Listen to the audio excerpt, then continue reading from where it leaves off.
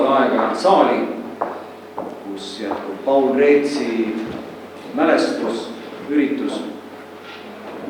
Ja ma olen täiesti veendunud, et Paul Reetsi nimi ei pruugi paljudele kirjandushuvilistele mitte midagi öelda. Aga samal ajal on meie vasakul käel koguteos ja kui ma selle koguteose mahtu kaalusin, siis viimane sellises mastaabis kirjandusuurimus oli Maria Underist. Nii et Paul Reets on asetunud Maria Underi kõrval igati väärikale kohale. Ja tänane õhtu ongi selles mõttes küllaltki liberaalne, kuigi üritus esmapilgul on akadeemiline ja range seminari vormis, on võimalik kuulata ka mälestusi ja saada teada Paul Reetsist kui inimesest. Ja uurijana, kirjanduskriitikuna, kunstikriitikuna on see mees ikka ääretult mitmekülgne ja mind juba erialaselt huvitaks, mida ta on kirjutanud keskaegsest arhitektuurist, kuna ka see teema on tema uurimisobjekt olnud ja isegi tema ex-librisel on kujutatud ridala kirikut. Ma loodan, et keegi kõnelejatest võtab selle teema üles. Aga mälestagem siis Paul Reetsi ja mul on au anda mikrofon üle Jaan Unduskile. Palun, Jaan.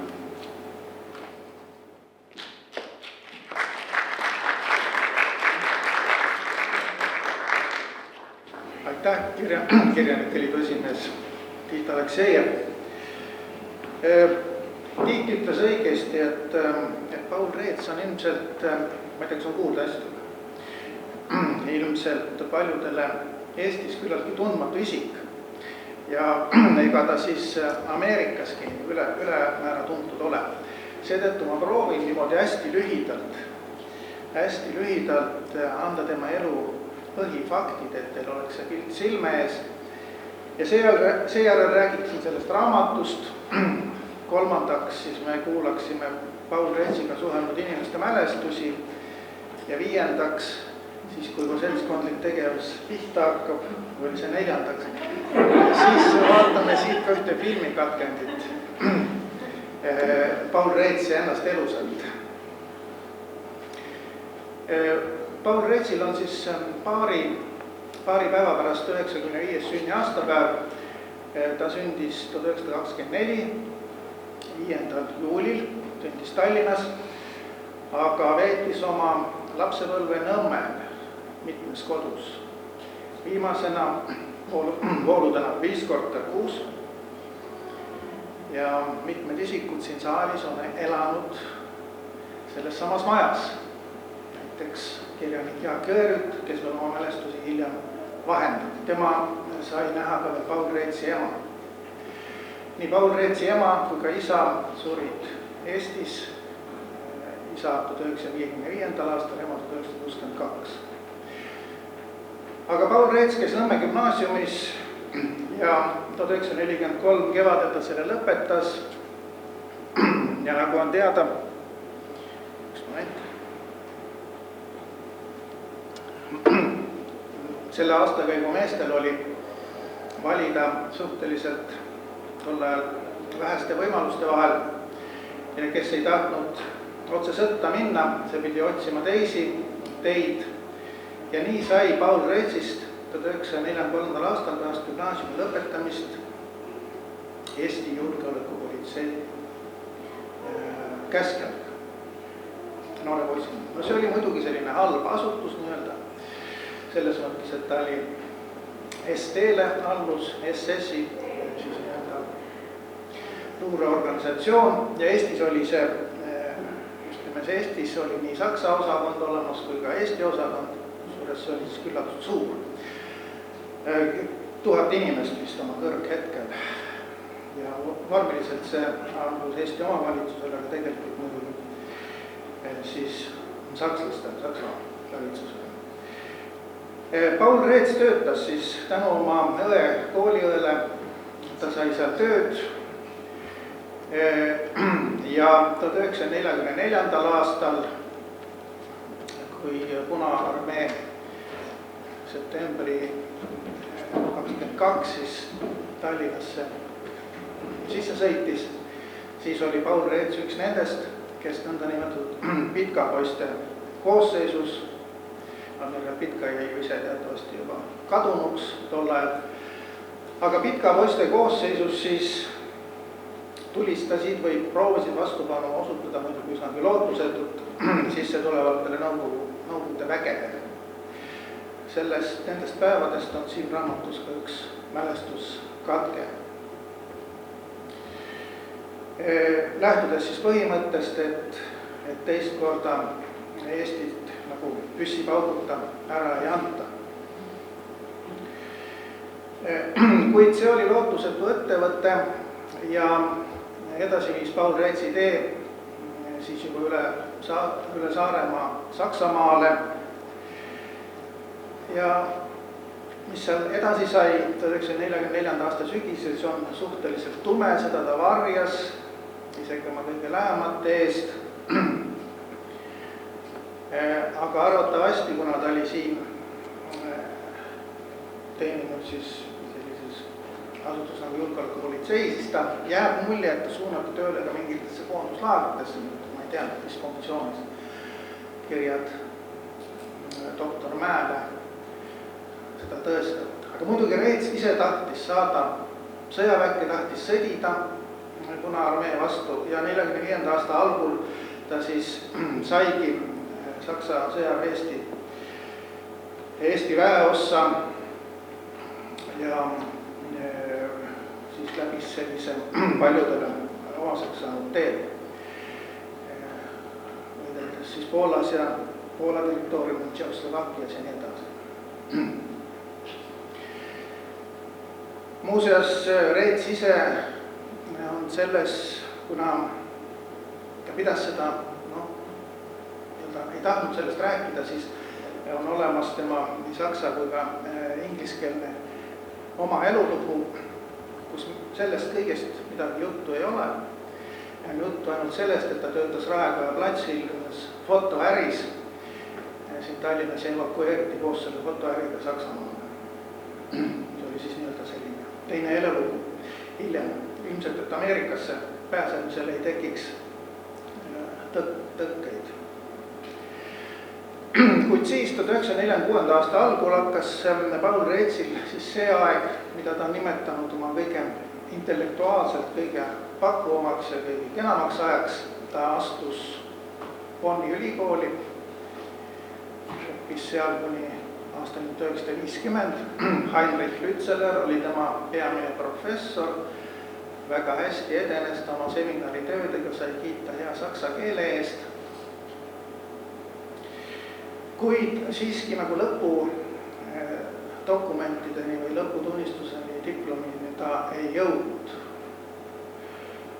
Tundub, et tekkis ka siis doktor Haateriga või doktor Haaterist ei olnud juttu, ta alles oli magistritööd kirjutamas, tekkis mingisugune tulevase doktoritöö küsimuses mingisugune möödarääkimine. Reets tahtis isegi juba Ameerikasse minna, nagu üldiselt kõik ja siis nõnda jäi. Muuseas, see on üks väga huvitav episood Eesti kultuuriloos, mida on veel vähe valgustatud, et on eestlased 40. aastate teisel poolel pärast teist maailmasõda Saksa ülikoolides. Neid oli seal kõrghetkel 800 ja siin on toodud selle kohta andmeid, millistes ülikoolides palju neid lõpetanud oli, palju doktoreid kaitsnud, aga nad said tõesti põhjaliku saksa hariduse, nii nagu eestlased pole ei varem ega hiljem saanud sellist saksa haridust. Ja siis sellele tuginedes siis rajasid oma elu enamasti siis juba suure lombi taga Ameerikas, Kanadas, kuigi seal saksa kraade alati ei tunnistatud, aga saksa haridus oli põhjamaine. Seal samas Bonniski oli üks 5-60 Eesti üliõpilast. Niisiis Reets õppis peamiselt kunsti ajalugu. 1950 maabus ta Ameerikasse ja seal ta tahtis jätkata oma õpinguid ning seda kõige kõrgemal tasemel. Ta läks elama Ameerika Ühendriikide vanasse intellektuaalsesse pealinna Bostonisse, kuhu ta jäigi elama ja sai Harvardi ülikooli magistrikooli ning siis 53. aastal kunstiteaduse magistriks seal Harvardis. Kuid taas ühelt poolt ta ilmselt pettus sellises puht kunstiteaduslikus tegevuses. Talle hakkas mingil hetkel tunduma, et elu ja kunst on märksa avaramad, kui see kunstiteaduse õpetuses välja tuleb. Ja teiseks olid seal kindlasti ka ideoloogilised põhjused, sellised õrnad teemad, baltlasi üldiselt ju seal Ameerika idarannikul, eriti idaranniku ülikoolides, New Yorgis, New Jersey's, ju kahtlustati natsismis, nad ise teadsid seda ja Reetsil oli põhjust, tema elu oli kulunud nii, siis ennast hoida tagasi. Ja nõnda oligi, et ta töötas edaspidi oma elus väga lihtsatel ametikohtadel, alustas kelnerina, aga ma ei tea, kus ta vahepeal kõik töötas, kuid kõige kauemini töötas kuulsas Lahey kliinikus Bostonis lihtsa failide korraldajana või toimikute korraldajana. Teemas isegi vist poole kohaga või nii. Teenis piisavalt raha, millega siis ta sai ära elada, sai reisida, sai pühenduda sellele, mis talle tundus kõige tähtsam. See kõige tähtsam oli selline,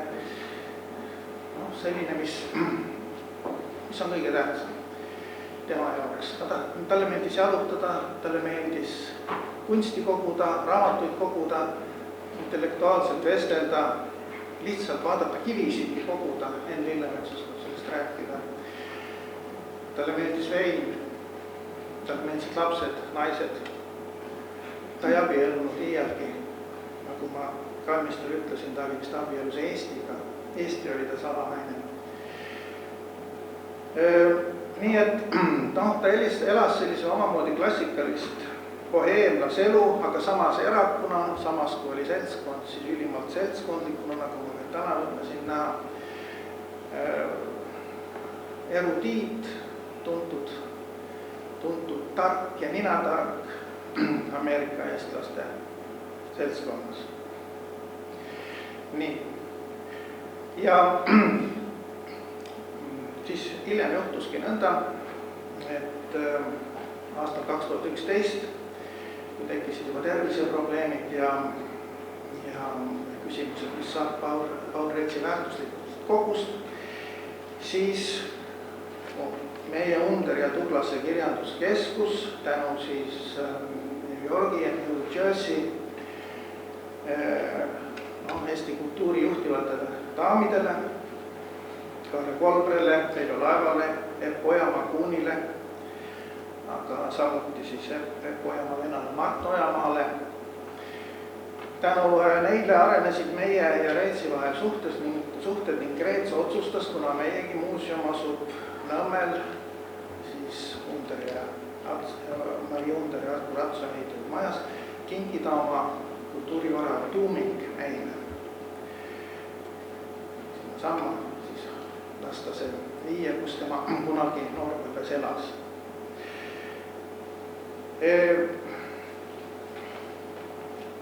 Ja nii see siis läkski, et me saime nii väliseesti kunsti kui ka Lääne-Euroopa kunsti. Siin raamatus on palju pilte nendest teostest, mis me Reetsilt annetuseks saime ja 800 ka väärtuslikku, bibliofiilselt väärtuslikku ja ka kunstiraamatutena väärtuslikku raamatut ning lubasime neid hästi hoida, korda panna, mida me oleme teinud, tänu Jüri Hännile ka mitu näitust korraldanud.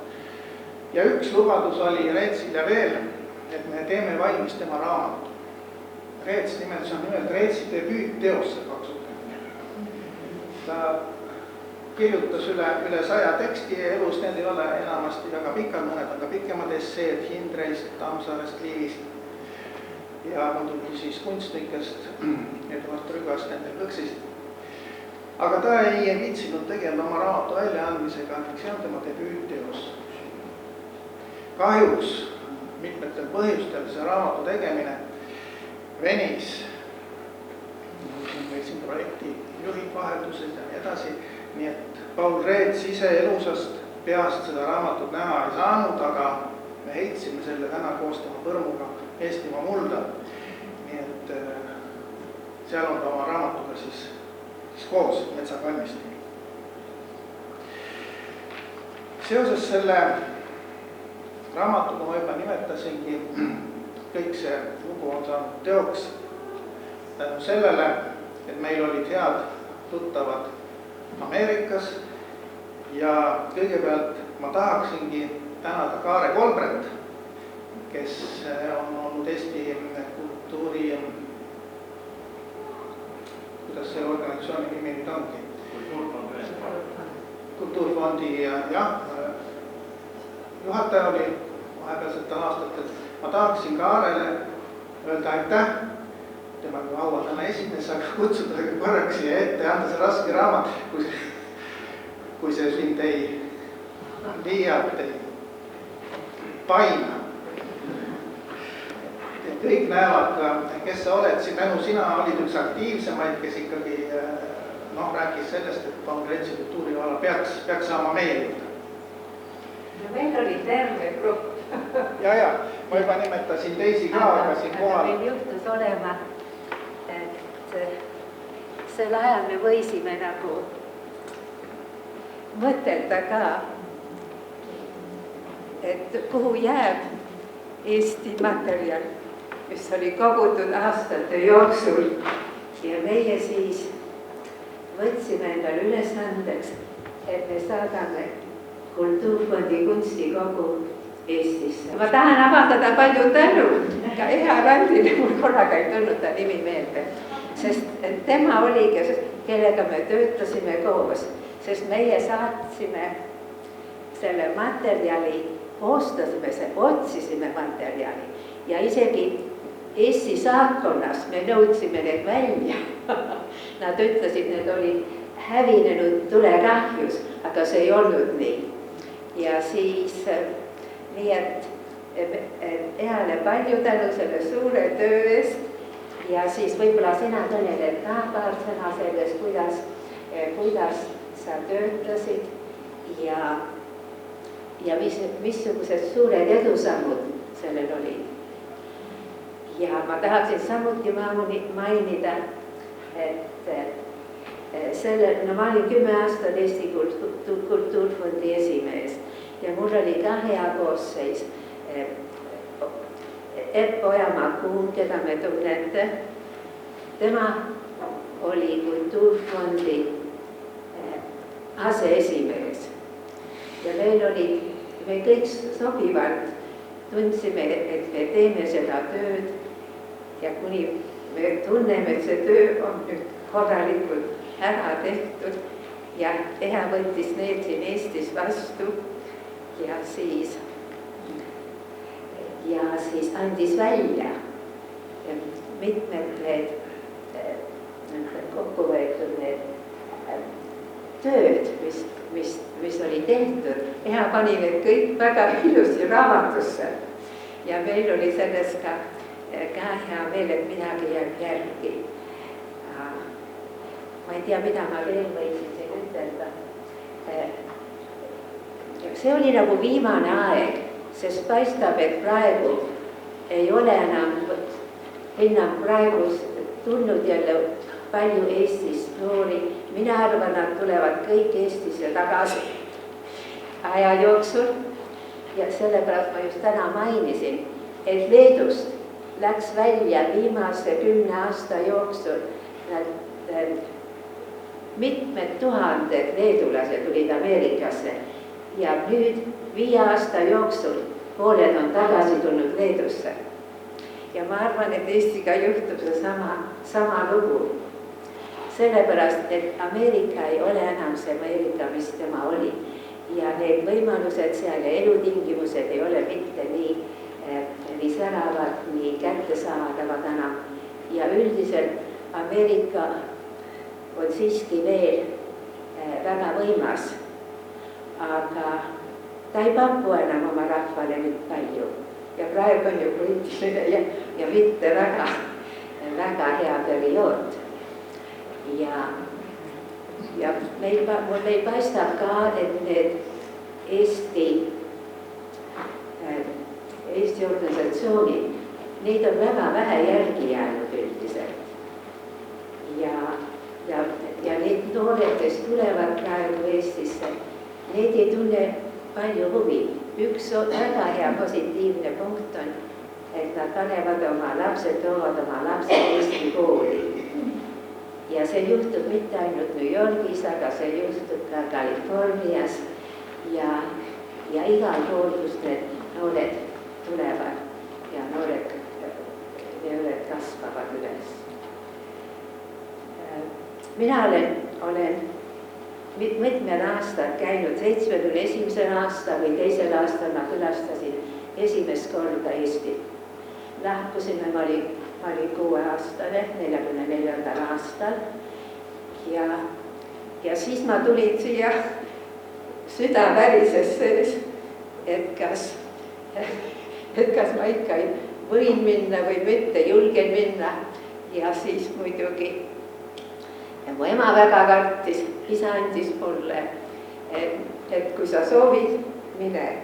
Isa ise oli Eesti Vabadussõjas, ta läks Treffneri gümnaasiumis vabadussõtta ja hiljem ta töötas Vabariigi koosseisus. Ta oli Eesti sõjaväe juriidiline nõuandja. Ja nii, et aga tema ütles, kui sa tahad ja soovid, mine. Ja muidugi siis,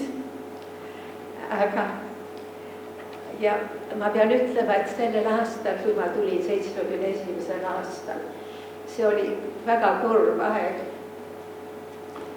Minu enda tädi ei julgenud mulle sadamasse vastu tulla. Ta muidugi ütles, ei, see ei olnud, sellest ei kuulnud. Siis ma läksin nende Nõmme kodusse ja öösel, kui me siis rääkisime, siis oli kuulda nagu väljas midagi. Siis tädimees läks välja ja vaatas, kas keegi on tulnud mind sinna kontrollima aeda või neid kuulama, aga ta ei leidnud mitte kedagi. Mina ei saanud üldse Eestis magada, kui ma tulin, sest siin oli suvi ja see valgus. Ja teiseks ma kartsin väga ka, sellepärast, et me teadsime, kui paljudega Eesti oli kaotanud nii palju oma rahvast. Ja Eesti olukord ei olnud mitte hea. Tulevad pisarad peale, kui ma mõtlen selle 71. aastal. Aga siis ma tutvusin ka vahepeal väga toredate inimestega, kes oli veel nõukogude aeg, kui ma kohtasin Liivi Luika esimest korda. Me olime just kõik lugenud tema raamatud, mis oli ilmunud, see käis käsikäe ringi ja me olime jäänud nii sõpradeks sellest saadik. Kuna jah, me elasime kaugel, aga me elasime kõiki seda üle oma südametes, mis juhtus Eestis. Ja oleme katsunud igatipidi toetada Eesti riik ja Eesti rahvas. Kui teil on mõned küsimused, siis ma püüan vastata. Nii, palju tänu.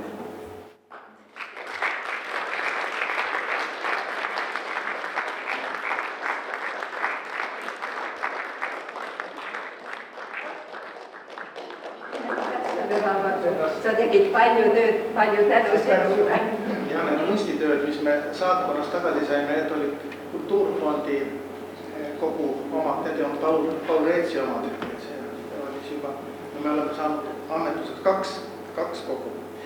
Aga Kaare jõudis juba minust ette, sellepärast, et ma tahtsin järgmisena tänada Eha Randa.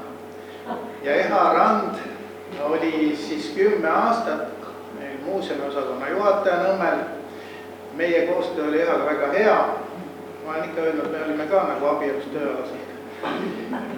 Ja Eha oli see inimene, kes siis alustas selle raamatu ettevalmistamist, artiklite skännimist ja nii edasi. Ja tegi seda suure innuga, aga siis tuli sul ka tulid muud asjad vahele ja nüüd sa elad tänasest või tollast ajast Šveitsis. Nii et suur aitäh, et sa kohale tuli teha ja tahaksin ka sinule raamatu kinkida.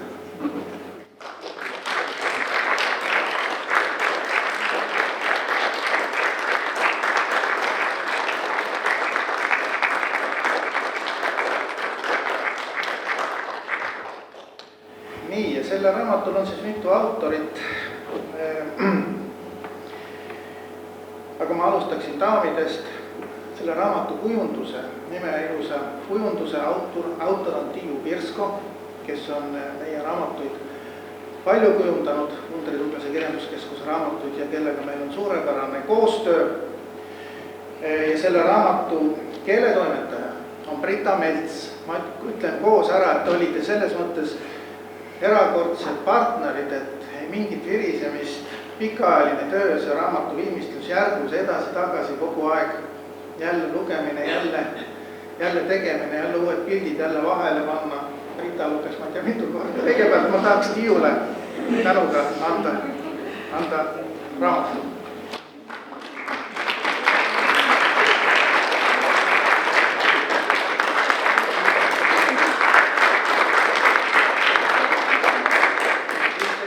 Ripele, kes on siin oma lapsega ja lapsest ei karda.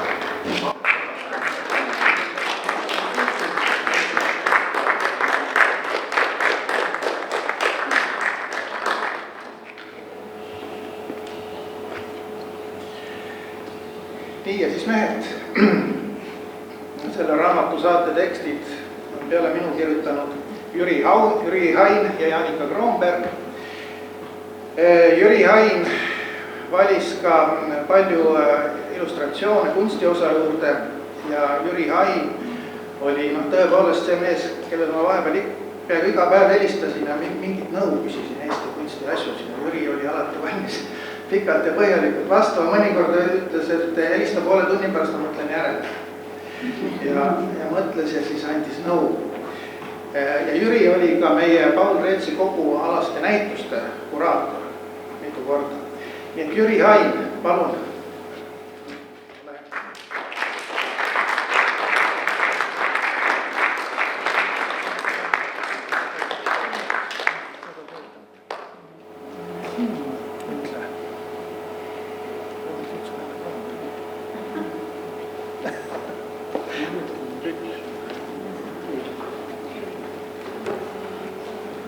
Lugupeetud koosviibijad, ma ei hakka ümber jutustama seda, mida te raamatust võite minu poolt kirjutatud lugeda.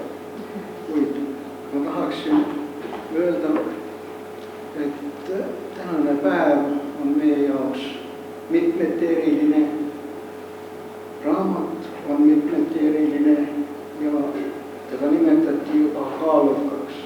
Täpsustaksin pisut üle 1,6 kilogrammi kaalu.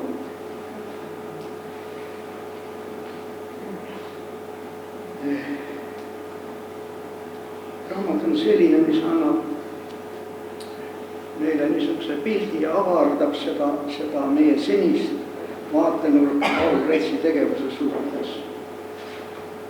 Ometi on see teos ka järgmise etapi algus, mis avab meile enam Paul Reetsi isiksust ja tema üle ja kaasaelamisi subjektiivseid hinnanguid, suhtumist kaaslastesse ja nende tegudesse. Täna tutvustav raamat vaotab enam selle aardekasti kaant, mille moodustavad need umbes 4000 lehekülge mõttepäevikut, mida Reets pidas oma 23. kuni 86. eluaastal, 63 aastat. Ja see on asja nii-öelda algus ja seda algust valdab muidugi härra Õndusk, kes näeb ilmselt võimalusi edasiarenguteks. Aga kuid peale selle on veel allikaid, mis võimaldavad meile näidata Reetsi subjektiivseid hoiakuid ja tema objektiivset tegutsemist selles olukorras, kujunevates olukordades. Ja siinkohal ma tahan tuua ainult ühe näite. Ja see näide seostub meil tänase päevaga selles mõttes, et Reets põrm on tänases Ellar Grabi kõrva mehed, kes tegid pidevalt koostööd ja see koostöö oli küllaltki niisugune, ütleme, keeruline ja kahjuks on ka minul võimalus olnud vaid selle keerulisuse nii tagamaid natukene kõrvalt näha just selles mõttes, et täiesti juhuslikult ma sattusin nägema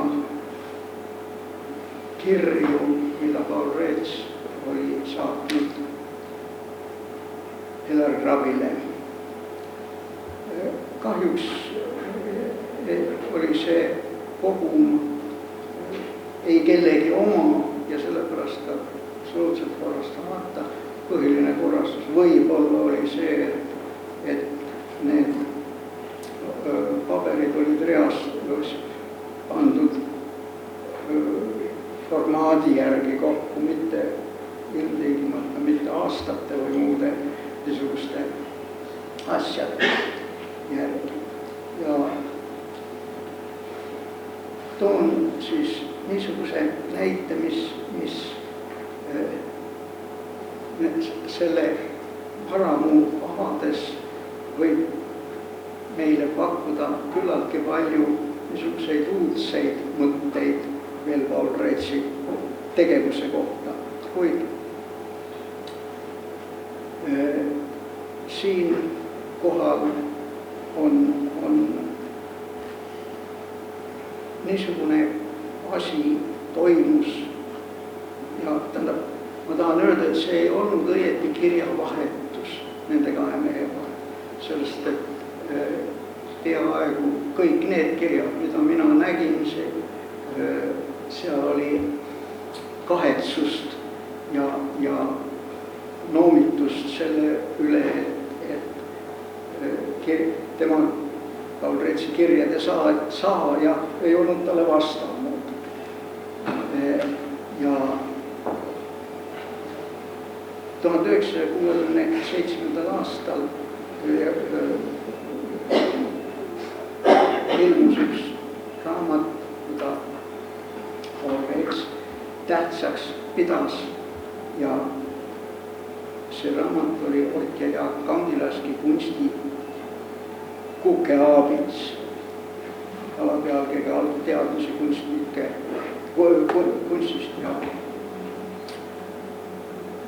ja selle raamatu kohta tahtis Paul Reets kirjutada arvustust ja avaldada seda maailmas. Samal ajal oli Pelle Krabil. Tema poole pöördumine, et on tarvis kindlasti Leonid Stolovitši raamatut Ilu ja ühiskond, mis ilmus küll natuke hiljem, 1900. aastal arvustada ja kiiresti.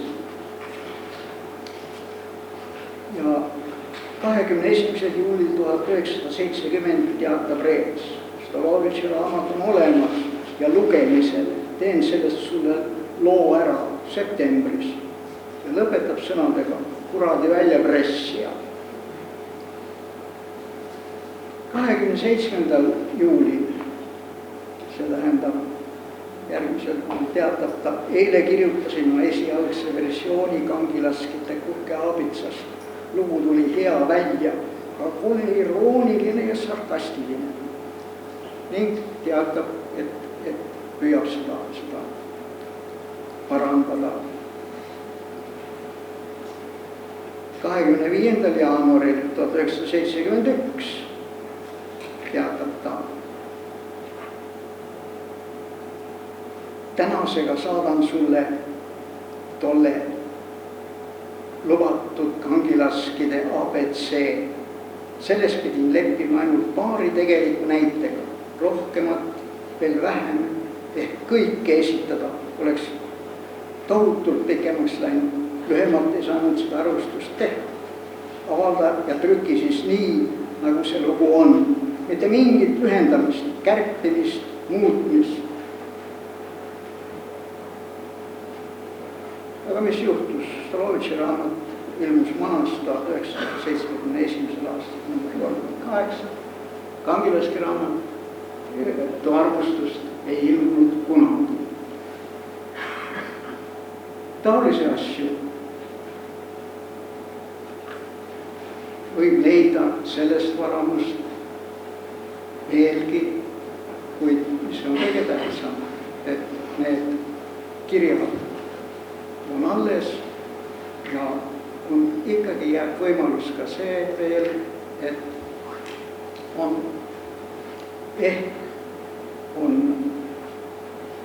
Krabi, kes kõike säilitas hästi, ka temale endale saadetud sõimukirja on ta hoolikalt säilitanud tulevastele põlvedele. Võib-olla siiski ka Reetsi mitte avaldatud asja võib veel selle käsikirja edaspidi ehk leida. Ja ma arvasin, et kui ma täna midagi ütlen, siis ma ütlen lõpetuseks mõne niisuguse asja, mis Reetsile oli väga armas. Ma vaatasin Goethet, ta on Goethet ju korduvalt tsiteerinud ja temast kirjutanud, kuid vaadates täna meid siin otsustasin ma ikkagi teisiti, et need sõnad peavad olema temast endalt ja arvestades tänase kogu päeva niisugust mõju valisin niisuguse ütlemise tema, mida süda ei käsita, seda ärgu hakaku mõistus sundima. Aitäh tähelepanu.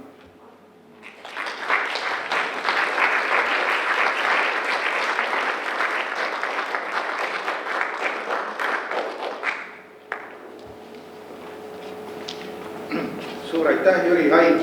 Jüri puudutas seda tähtsat momenti, et minu meelest ka Reets oli hea kultuurikriitik, kunstikriitik ja kirjanduskriitik, kuid tekstiliselt kõige põnevamad on tegelikult need, tema nii-öelda sellised tegelikkuse tekstid, tema kirjavahetus ja ulatuslik kirjavahetus näiteks Maria Undere, Artur Adsoniga, Ellar Krabiga, Asta Vilmaniga, ka Jalmar Mäega, kes ei ole nii ulatuslik ja nii edasi. Ja tema päevik, mis nagu osaliselt esindab sellist poolautomaatproosat. Ja ka selles raamatus on üks 40-leheküljeline katkend, mida võiks nimetada armuhalaks. 1967. aastal käis Reets puhkuse ajal Torontos, Bostonist Torontos 700 kilomeetrit. Kohtas seal luuletaja Urve Karuksi, ta armus temasse esimesest pilgust, oli juba armunud tegelikult tema luuletuste põhjal, mis ta vanas oli lugenud. Aga kui naist ennast nägi, siis oli midagi jubedat lahti. Midagi sellest ei järgnenud. See oli ühepoolne ja salajane platooniline kiindumus, aga sellest on sündinud väga võimas tekst tema päärikutes, mis on selles raamatus sees. See on üks selliseid Eesti kultuuri suuri armastusi, nagu oma ajal oli Maria Under ja Hildegard Tuglase vahel, mis oli vist vastastikus M. Aga selline andis põhjust sündida võimsatel tekstidel. Nagu öeldakse, ainult õnnetust, arvastust sünnivad suured armastuse tekstid. Ja ma tahaksin anda teisena sõna Jaanika Kroonbergile, kes on ka siin raamatus ühe saatesõna kirjutanud. Jaanika, ole hea. Ajakirja Looming peale. Aitäh, head kuulajad, kohalviibijad. Ma tänan Jaani selle võimaluse eest selle suure raamatu koostamisel ja kirjutamisel osaliselt ka siis kaasa lüüa. Ja mul puuduvad küll isiklikud mälestused või isiklik kokkupuude Paul Reetsiga, aga mul on meeles üks esimene lugemiselamus. Veel Helifondi ajal, kui ma valimatult lugesin ja lehitsesin pagulaskirjandust ja ajakirja Tulimõõt ja Mana, ja kui mulle puutus seal kätte üks arvustus, mis kõneles luuletajast, kelle loomingu ma just enda jaoks olin avastanud ja mis oli minu jaoks selline nagu täiusliku vormi eeskuju või näide. Ja te võite pärast vaadata lehekülg 343, selles raamatus on see arvustus ilmunud ja see arvustus algab sõnadega: ei saa öelda, et muusad seda vormitaide kogu just eriti õnnistanud oleks.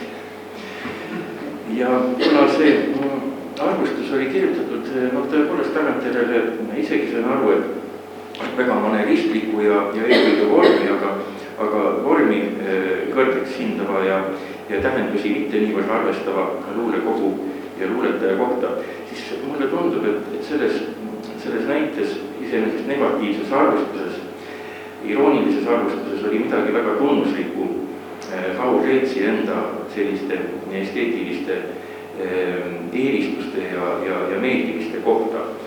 Ja kui ma nüüd ise seda saatesõna kirjutasin ja olin hädas sellega, mida siis nüüd öelda, sest ma ei söandanud seda kuidagi kirjanduskriitiliselt niimoodi paika panema hakata.